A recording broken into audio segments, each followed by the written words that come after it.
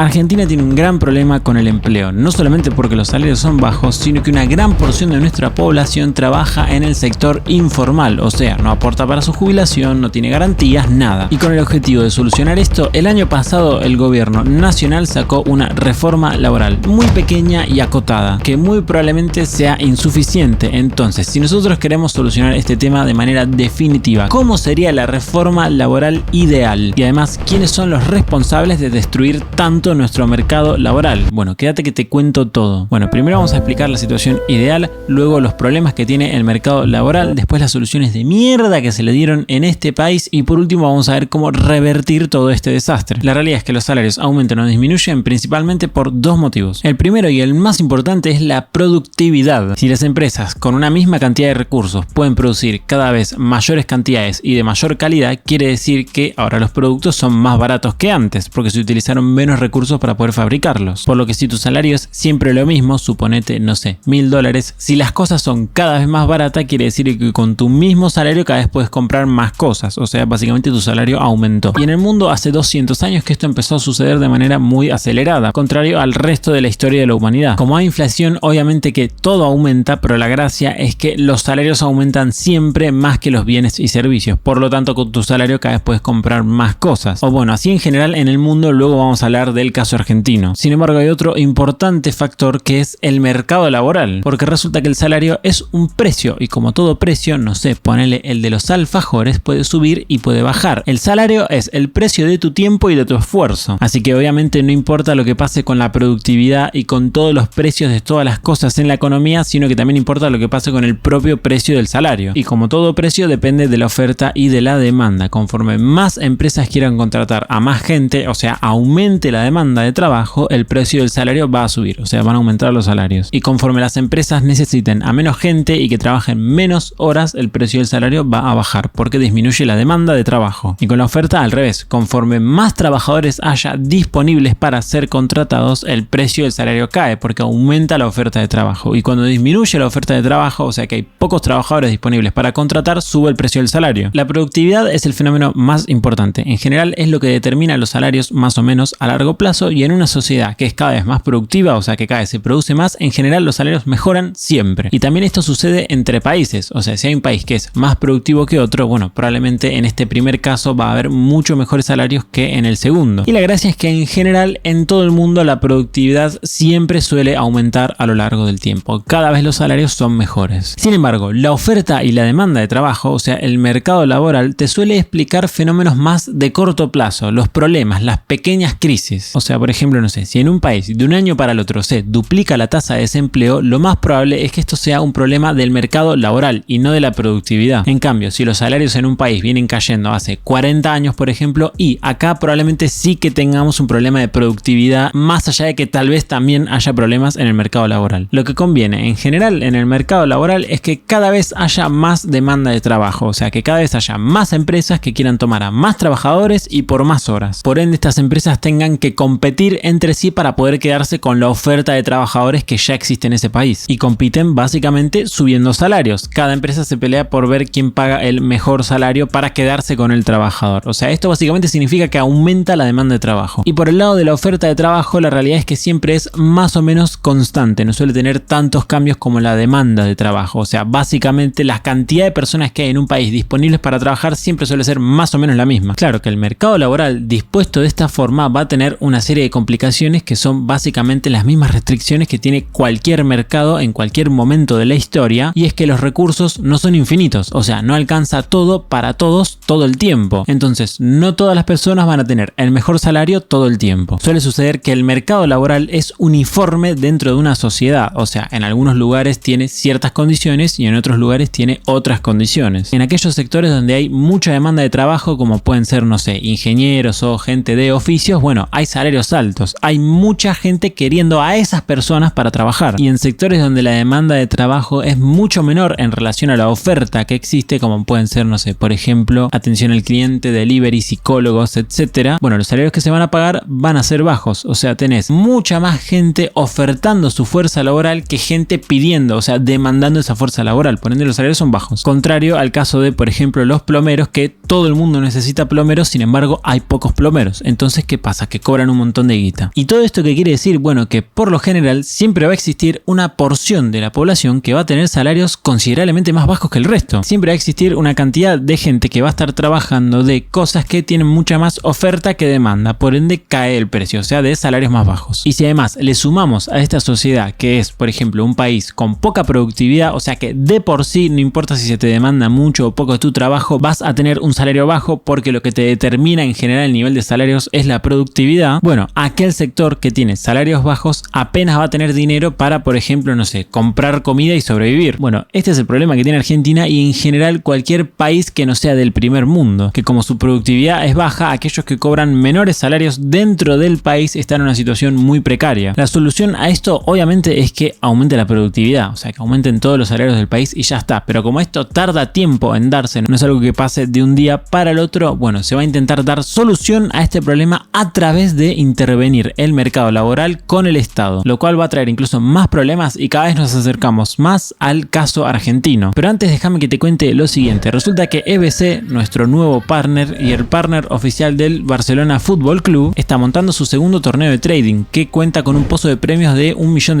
Y hoy no quiero hablarte específicamente de ser un competidor en el torneo, sino de la función copy trading. Básicamente la gracia es que a través de esto un usuario puede agarrar y copiar las operaciones de los competidores del torneo de trading, que claro, justamente están compitiendo por tener una rentabilidad elevada, con lo que alguien que utilice copy trading con un buen competidor podría estar replicando aquella elevada rentabilidad, y esto sin tener los conocimientos y el tiempo necesario, aunque claro, obviamente asumiendo exactamente los mismos riesgos que está asumiendo aquel usuario al que se está copiando. Así que bueno, si te interesó esto y te parece una buena oportunidad, te dejo el link en la descripción para que te registres a EBC y comiences a invertir, aunque como te digo, siempre recordá hacerlo de manera informada y con responsabilidad. Bueno, volviendo a la solución más común que se le suele dar desde la política al problema de que hay gente que cobra salarios muy bajos, es simplemente establecer un salario mínimo, o sea, decir, miren, a partir de ahora absolutamente nadie va a poder cobrar menos de este monto que establece el Estado de manera completamente arbitraria, con la intención de que quienes cobran menos de este umbral, bueno, de repente pasen a cobrar por lo menos un salario mínimo, lo cual puede parecer algo muy lindo y muy bien intencionado, pero que el gobierno saque una ley no implica que las leyes de la economía se dejen de cumplir, no, se van a seguir cumpliendo. Entonces, oh sorpresa, esta medida no funciona. Lo que suele pasar acá es que quienes tienen un salario menor al umbral del salario mínimo tienen dos destinos que son peores que el que inicialmente tenían. El primero es el desempleo, o sea, X empresa está dispuesta a tomar a un trabajador por X salario. Entonces, si el Estado le obliga a esta empresa a pagarle más de lo que ya le estaba pagando, bueno, la empresa resuelve al final que esta persona no trabaje más en la empresa, o sea, despedirlo, ya sea porque no quiere o porque no puede pagar X salario. Y a esa persona despedida luego le va a costar encontrar trabajo, justamente porque el salario que va a estar exigiendo por su determinada tarea es superior al que el mercado quiere pagarle, por lo que puede quedar desempleado durante mucho tiempo. De hecho, el desempleo normalmente en una economía desregulada no debería existir, o existiría solamente en pequeña medida. Las grandes crisis de desempleo por lo general son gracias al Estado, porque si el gobierno no pusiera salarios mínimos, siempre existiría un salario, por más bajo que sea, que el mercado estaría dispuesto a pagarle a todas las personas por el trabajo que hagan. Igual, obviamente, les tengo que recordar que todo esto es más flexible de lo que parece, ¿no? O sea, si el salario mínimo es 10 pesos superior a lo que vos estabas cobrando, no te van a despedir, porque son 10 pesos, no pasa nada. Pero bueno, esta persona, si no termina desempleada, es porque al final su destino fue el del trabajo informal. O sea, esta persona sigue trabajando para la empresa, pero a espaldas del Estado, sin avisarle, de manera ilegal. Entonces, como no están registrados y el Estado no puede monitorear que se estén pagando los salarios que el Estado dice que se van a pagar, bueno, al final se termina pagando el salario que el mercado anteriormente determinó, que va a ser inferior al salario mínimo. Entonces, conforme más alto es el salario mínimo, por lo general hay más desempleo y más empleo informal. Pero la realidad es que igual este problema existe en general en todo el mundo y no es tan grave. El quilombo que hay particularmente en Argentina, y que esto sí no sucede en todo el mundo, es el enorme costo laboral que existe. Suponete que el mercado le pague a la gente que trabaja en cierto puesto de trabajo, para hacer un número redondo, $1 millón.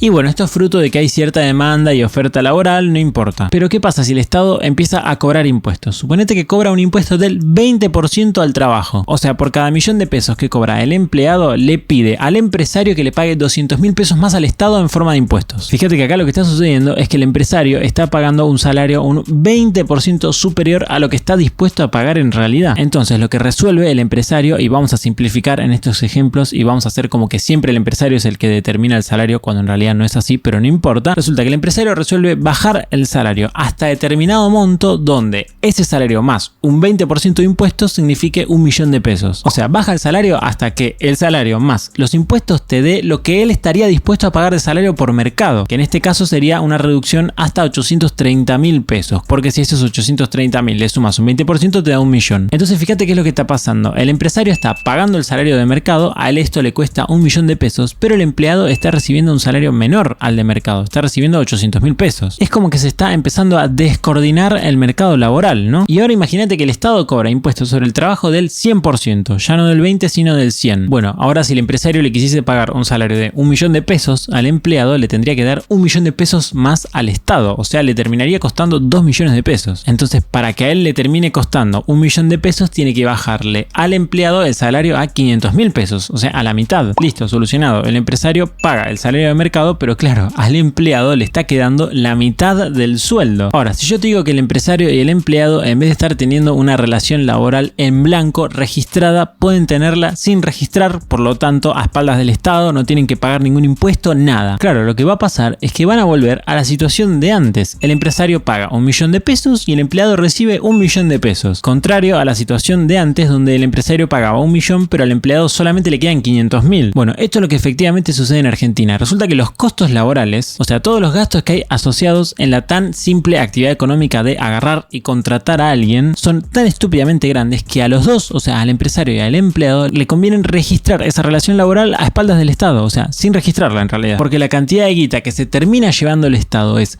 tan grande que los dos prefieren, bueno, jugársela a que el Estado te agarre y te llene de multas antes que destinar una porción tan grande del sueldo, por ejemplo, del empleado para el Estado. Y de hecho este problema es tan grande en Argentina que alrededor del 52% de los trabajadores de nuestro país están trabajando sin registrar o como monotributistas, que encima el monotributo muchas veces es simplemente un trabajo sin registrar encubierto. O sea, esto quiere decir que hay más gente laburando de espaldas al Estado que bajo las condiciones que pone este mismo, lo que claramente nos indica que las condiciones que pone el Estado son nefastas y debe cambiarlas. Pero bueno, ¿cuáles son los costos laborales? ¿Son impuestos o hay más cosas? ¿Qué es lo que genera que haya tanta diferencia entre un salario en blanco y un salario en el color que no puedo mencionar? Bueno, tenemos principalmente dos cosas. La primera son efectivamente los impuestos. Hoy, entre la obra social, el Fondo Nacional del Empleo, las jubilaciones, el PAMI y toda la bola, ese Estado carga casi un 43% de impuestos al trabajo. Y esto sin contar la RT, o sea, básicamente el seguro y los sindicatos. Entonces supongamos que redondeamos, no sé, a 45%. Esto quiere decir que tu salario en realidad debería de ser por lo menos un 45% mayor. O sea, si vos cobras 1.000.000 de pesos, en realidad deberías de cobrar 1.450.000. Si cobras 500.000 pesos, en realidad deberías de cobrar 725.000. Pero es que luego, cuando vos agarrás tu salario y gastás ese dinero, claro, las cosas que compro también tienen impuestos. O sea, parte del dinero que a mí me queda en el bolsillo, después también se lo lleva el Estado. Para simplificar, y realmente recalco lo de simplificar porque vamos a tomar solamente un impuesto, vamos a agarrar únicamente el IVA. O sea, el recargo del 21% que tiene absolutamente todo lo que compramos. Por lo que entre estas dos cosas, y recalco en solamente estas dos cosas porque existen una cantidad estupidísima más de impuestos, el Estado se lleva el 40% de nuestro salario. O sea, si estos impuestos no existieran, vos podrías cobrar un salario un 66% superior. O sea, si cobras 1.000.000 de pesos, deberías de cobrar 1.666.000. Si cobras 600.000 pesos, deberías de cobrar 1.000.000. Y así con un montón de impuestos, que no son solamente el IVA y los que te aparecen a vos en el recibo de sueldo, sino que existen una infinidad de ellos, muchos de ellos los pagan los empresarios. Y si esos impuestos no existieran, bueno, tendrían más dinero disponible y una parte de este dinero iría destinada a pagar salarios. De hecho, Argentina es uno de los países con mayor presión fiscal de toda Latinoamérica. O sea, es uno de los países que más impuestos cobra en Latinoamérica. Pero es que el costo laboral argentino no viene solamente por el lado de los impuestos, sino que tiene su pata más estúpida en las regulaciones. Hoy el Estado le pone 25.000 condiciones a los empresarios para que le den esto a los empleados, que hagan esta otra cosa por él, etcétera, que además firmen 25.000 papeles, trámites, y existen una enorme cantidad de multas y muy grandes en el caso de que cometan un simple mísero error. La antigua AFIP, ahora ARCA, lo sanciona de muchísimas maneras. La más conocida son las estupidísimas indemnizaciones. Resulta que al momento de despedir a un trabajador hay que indemnizarlo por X monto, lo cual no es para nada tan grave, pero si la empresa lo tuvo mal registrado un mes o el empleado lo acusa de alguna boludez, si la empresa no tiene un cartelcito que señaliza no sé qué carajo, si la empresa agarró y le descontó una vez de 400 mal los aportes jubilatorios, resulta que la indemnización se multiplica, no sé, por 5, por 10, por 20. O sea, la ley argentina es tan agresiva que por errores muy pequeños al empresario le termina costando un montón de plata. Y esto, claro, representa un costo para el empresario. Entonces, este hace el cálculo. Suponete que X empresario tiene uno de estos juicios cada 3 años y calcula que tiene que descontarle a sus empleados actuales un 5% de todos los salarios todos los meses para poder ahorrar ese dinero y afrontar ese X juicio cada 3 meses. Entonces, este costo que tiene la empresa lo terminan pagando, entre otros también, sus empleados. Y esto pasa con absolutamente todo: las indemnizaciones, los juicios, los trámites, todas las boludeces que le hacen perder tiempo a una empresa, con todo, son todo costos, todas cosas que le hacen a la empresa ganar menos guita. ¿Y cómo se compensa eso? Bueno, entre otras cosas, bajando salarios. Y ojo, que esto no es algo que tienen todas las empresas calculado al milímetro. Por lo general las pymes no van a tener cálculos de este estilo. No es que una peluquería con 2 empleados tenga un Excel con la cantidad de sueldo que le tiene que descontar para pagar las indemnizaciones que tiene cada X tiempo. Lo que tiene de bueno el mercado es que ya está todo implícito en los precios. Si un empresario decide ignorar estos costos y pagar los salarios que podría pagar en el caso de no tener que afrontar estos costos, cuando efectivamente los tenga que afrontar, no va a tener dinero para hacerlo, por ende va a terminar quebrando. Entonces, las empresas que tomaron esa decisión e ignoraron esos costos ya directamente no existen. O sea, hoy la realidad misma te obliga a hacer ese descuento por más que ni siquiera lo tengas calculado. Entonces, claro, al final es toda una pelota enorme de impuestos y de regulaciones y de una cagada tras otra, que el costo laboral se vuelve tan enorme que para un empresario y para el empleado mismo es muchísimo más conveniente irte al mercado informal y pagar los salarios ahí. Y esto, a pesar de los discursos zombies de la izquierda de que hay que proteger al trabajador y qué sé yo, es innegable. Por querer proteger a los trabajadores terminaron marginando a más de la mitad de ellos a realizar sus actividades en la informalidad y por ende no pagar aportes jubilatorios, no tener obra social, etc. Discusión para otro día es si en realidad la intención en su momento fue proteger a los trabajadores o tal vez favorecer a algunos amigos, como pueden ser, por ejemplo, no sé, colegios de abogados laboralistas. Pero bueno, es un tema en el que no me voy a meter en este video. Pero bueno, entonces yendo por fin al tema del video. ¿Cómo hacemos para revertir todo esto? Bueno, evidentemente con una reforma laboral. Pero antes de explicar la reforma laboral tenemos que saber que hay dos cosas que el gobierno tiene que hacer sí o sí. La primera y la más obvia es generar crecimiento económico. Nosotros dijimos que el mercado laboral te explica más que nada cosas de corto plazo, pero el largo plazo está determinado por el aumento de la productividad y el crecimiento económico contribuye a esto mismo. Entonces, si nuestras empresas cada vez producen más, independientemente del desastre que haya en el mercado laboral, vamos a tener mejores salarios. Alguno podría pensar que es un poco obvio proponer que la economía tiene que crecer, pero la realidad es que Argentina no crece hace 13 años y el crecimiento que tuvimos en las últimas décadas es muchísimo menor que el que tuvieron otros países como por ejemplo Chile o Uruguay. O sea, parece que los políticos que tuvimos en por lo menos la última mitad de siglo no tienen muy claro este concepto de que la economía tiene que crecer. Y lo segundo que hay que hacer, que probablemente sea lo más difícil y una de las cosas más trascendentales, es la reforma del sistema jubilatorio. La realidad es que hoy el sistema a través del cual se pagan las jubilaciones está totalmente quebrado y es cada vez peor. ¿Y quiénes pagan las jubilaciones? Bueno, los trabajadores, a través de los aportes. O sea, los aportes para pagar las jubilaciones forman parte de este famoso costo laboral. Ya tengo un video específicamente hablando sobre este tema, pero resumidamente el sistema jubilatorio que tenemos hoy cada vez paga peores jubilaciones y cada vez necesita aportes más altos para poder financiarse, y esto es conforme más baja es la natalidad de un país. O sea, conforme menos crece la población de un país, lo cual obviamente no era un problema cuando la población en Argentina y en todo el mundo aumentaba y aumentaba mucho, pero esto ya no sucede. Este crecimiento está frenado en gran parte del planeta Tierra y justamente este fenómeno se llevó puesto una porción enorme de los sistemas jubilatorios en el mundo, sobre todo en Europa, donde el fenómeno de la caída de la natalidad es más pronunciado. Y bueno, en Argentina tenemos varios agravantes, como que la natalidad es muy baja en relación al resto de Latinoamérica, o como que a un grupo de políticos se le ocurrió allá por la década de los 2000 regalar millones y millones de jubilaciones a gente que nunca había aportado. Pero bueno, entonces, ¿por qué no se cambia el sistema jubilatorio? Bueno, simple y llanamente porque requiere muchísima plata. La generación o las generaciones que hagan la transición de un sistema al otro muy probablemente va a estar pagando las últimas jubilaciones del viejo sistema y van a estar pagando sus propias jubilaciones del nuevo sistema. O sea, la generación que haga la transición va a estar pagando 2 jubilaciones a la vez, con lo que esta transición implica un aumento enorme de los costos laborales, a cambio de que los costos laborales se reduzcan suban significativamente en el futuro, pero la transición sería durísima. Por lo que bueno, absolutamente nadie quiere hacerse cargo. Y ahora sí, mientras las dos cosas se llevan a cabo, lo ideal es ir aplicando una reforma laboral. Si dijimos que el problema del mercado laboral es el exceso de costos laborales, bueno, la reforma laboral debería ir orientada a quitarlos. Y voy a interpretar reforma laboral en términos bien amplios, como si pudiésemos modificar todo sin ningún impedimento de la política y además tomando un montón de modificaciones que probablemente no vayan en una ley de reforma laboral, sino que le corresponden más a otras áreas. Lo primero que hay que sacar es el salario mínimo. No sirve para nada y lo único que hace es daño, entonces hay que quitarlo. Este gobierno avanzó bastante en ese sentido, no porque lo haya quitado, sino porque el salario mínimo aumentó mucho menos que la inflación y nosotros dijimos que conforme más alto es el salario mínimo, más daño hace. Entonces, bueno, si se reduce el salario mínimo, hace menos daño. De hecho, desde que asumió Milei, el salario mínimo aumentó por menos de la mitad de la inflación. Además, se le debería de dar libertad al empleado para que él decida si aportar a la obra social, a las jubilaciones, a los sindicatos. Si no querés aportar, no aportás. Obviamente no vas a recibir todos los beneficios que recibirías a cambio, pero vas a tener un salario más alto. También hay que reducir enormemente las indemnizaciones por despido y que sean de libre acuerdo, o sea que el empleado o el sindicato acuerden libremente con la empresa qué monto se va a pagar de indemnización, bajo qué condiciones, etcétera, y que el Estado no tenga nada que ver. Mirá, si un diputado que lleva 50 años en la política, o sea que nunca laburó en su vida, va a saber cuál es el monto correcto de indemnización o en base a qué se debería de calcular para que sea correcto el monto. Es una estupidez. Probablemente sea conveniente una condonación masiva de deudas y multas con la AFIP. Tenés 3 tipos contratados en el sector informal, bueno, no importa, la AFIP no te va a cobrar absolutamente nada de multa, pero los tenés que blanquear, listo. Y en general, quitar castigos y multas y solamente dejar algunos muy pequeños y para casos específicos donde sea necesario. O sea, si vos agarrás y tuviste a un tipo trabajando de forma esclavista contra su voluntad, y bueno, sí, vos deberías de ir preso. Y en general lo que hay que aplicar es libertad en los contratos, así como sucedió con los alquileres. Dejar que las empresas acuerden libremente con los empleados o con los sindicatos absolutamente todo, pero cuando digo todo es todo. Todas las condiciones, el salario, todos los supuestos, todo. Si vos no querés contratar a alguien en relación de dependencia, no importa, inventate un nuevo término que tenga X condiciones y si los dos están de acuerdo, listo, ya está. Y que el Estado no se meta en ningún momento, solamente para revisar que las condiciones que los dos acordaron se cumplan. O sea, básicamente tiene que hacer de árbitro, nada más. Que no exija trámites, ni pida papeles, ni pida que tal le tiene que pagar a otro tal cuando se cumpla X condición, nada. Y en este caso va a pasar lo mismo que pasó con los alquileres, así como quitar las regulaciones estúpidas que tenían los alquileres que favorecían brutalmente al inquilino, lo cual no tenía ningún tipo de sentido. Generó que gente que no quería poner a alquilar su propiedad por lo desfavorables que eran las condiciones que ponía el Estado, de repente la ponga a alquilar, así aumente la oferta en el mercado de alquileres y por ende baja el precio. Entonces todos podamos alquilar a un precio más barato, listo. Y en el mercado laboral, si se quitan todas estas regulaciones de mierda, las empresas van a estar dispuestas a tomar más gente en blanco que antes, por ende va a aumentar la demanda de trabajo en blanco y así, bueno, va a haber cada vez menos gente trabajando en el sector informal. Y esto es justamente porque se quitan los costos laborales, o sea, ahora el empresario podría pagar salarios más altos en el sector formal de los que puede pagar ahora. Ahora, esto suena hermoso, pero recordemos que estamos en Argentina. Milei tuvo un pequeño avance sacando una pequeña reforma laboral súper acotada en la ley bases, pero la realidad es que tampoco es para tanto, simplemente quita un par de indemnizaciones muy estúpidas y ya está. Los cambios que quedan por hacer son enormes y básicamente hay que ir contra prácticamente todo el status quo de Argentina, contra los sindicatos, contra los abogados, contra la justicia, contra las obras sociales, contra todas las organizaciones que de alguna forma u otra se beneficien de cierta tasa que se cobra en no sé dónde, contra toda la política que por conveniencia o por ideología está en contra de estos cambios, y me refiero básicamente a todo el peronismo, la izquierda, los radicales, parte del PRO, o sea, literalmente casi toda la política, y bueno, un sinfín de grupos más. O sea, por lo que vemos, hacer una reforma laboral de esta magnitud es prácticamente imposible, es un quilombo, y de hecho, por eso a día de hoy no existe. Así que bueno, por eso mismo, nosotros, los votantes, vos que por ejemplo trabajás en el sector informal, bueno, tenemos que exigirlo. O sea, si aparece un hijo de puta que viene y dice que va a proteger a los trabajadores sacando más leyes de no sé qué, agarrar y putearlo, listo. Y exigir que el Estado se retire del mercado laboral y que deje al sector privado hacer lo que mejor sabe hacer, que es generar riqueza. Así que bueno, espero que te haya gustado este video, te dejo el link de EBC en la descripción, no te olvides. Además también puedes darle like, suscribirte, compartirlo. Si quieres ver videos exclusivos, unirte al grupo de WhatsApp y aparecer en los próximos saludos, te dejo un link en la descripción para que te puedas hacer Patreon o te puedas hacer miembro. Muchas gracias a los miembros de YouTube por ayudarme a hacer esto posible. Si vos querés videos exclusivos o entrar al grupo de WhatsApp, no te olvides de sumarte.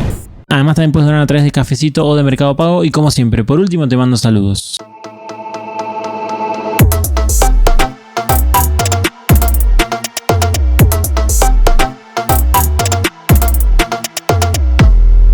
Bueno, empecé la facultad, no tiene sentido lo cansado que estoy, boludo. Estoy hecho mierda. Estoy intentando mantener el ritmo de 4 videos semanales, pero ya la primera semana no pude.